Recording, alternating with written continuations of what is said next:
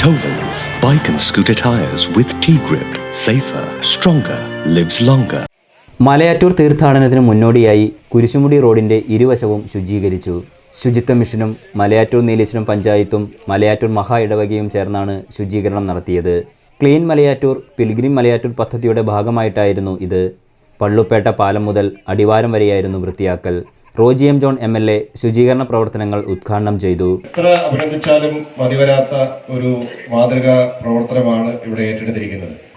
മലയാറ്റൂർ തീർത്ഥാടനം എന്ന് പറയുന്നത് നമ്മുടെ ഈ മലയാറ്റൂര് പ്രദേശത്തുള്ള ആളുകളുടെ മാത്രമല്ല, കേരളത്തിനകത്തു നിന്നും പുറത്തു നിന്നും പതിനായിരക്കണക്കിന് വിശ്വാസികൾ എത്തിച്ചേരുന്ന ഈ പുണ്യഭൂമിയിൽ ഇത് ഒരു ജനങ്ങളുടെ, ഈ പ്രദേശത്തെ ജനങ്ങളുടെ ഒരു ഉത്സവമാക്കി മാറ്റുവാനായിട്ട് എല്ലാ തരത്തിലുമുള്ള പങ്കാളിത്തം ഇതിന് ആവശ്യമായിട്ടുണ്ട്.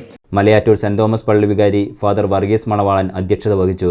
ഈ സംരംഭത്തെക്കുറിച്ച് കേട്ട എല്ലാവരും സന്തോഷത്തോടുകൂടി അതിനെ നെഞ്ചിലേറ്റി എന്നുള്ളത് ഏറ്റവും അധികം ആഹ്ലാദകരമായ കാര്യമാണ്.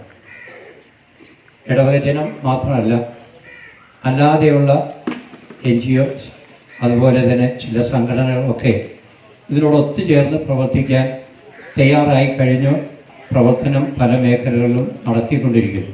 പഞ്ചായത്ത് പ്രസിഡന്റ് ബിബി സബി, ജില്ലാ പഞ്ചായത്ത് അംഗം സാംസൺ ചാക്കോ, വൈസ് പ്രസിഡന്റ് ഷാഗിൻ കണ്ടത്തിൻ, ജനപ്രതിനിധികൾ, ശുചിത്വ മിഷൻ ഉദ്യോഗസ്ഥർ തുടങ്ങിയവർ പരിപാടിയിൽ പങ്കെടുത്തു.